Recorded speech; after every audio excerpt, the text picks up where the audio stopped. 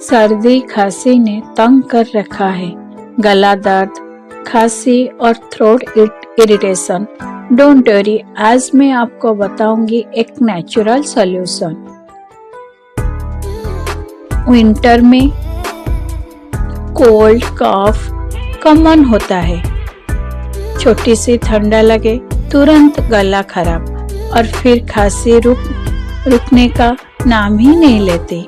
ऐसे में हम सब नेचुरल, सेफ और फास्ट रिलीफ चाहते हैं।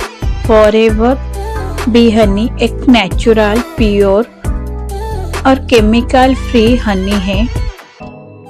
इसमें नेचुरल एंजाइम्स, विटामिन्स और एंटीबैक्टीरियल प्रॉपर्टीज होता है जो थ्रोट को सूद करते हैं।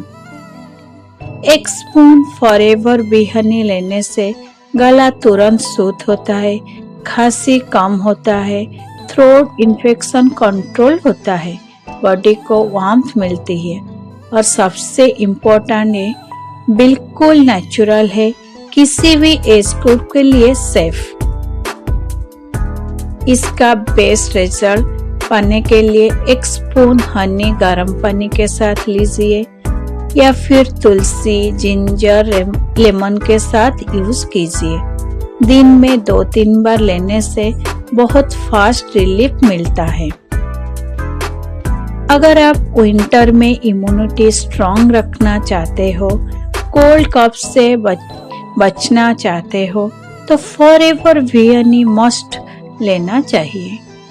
ओरिजिनल फॉरएवर प्रोडक्ट्स के लिए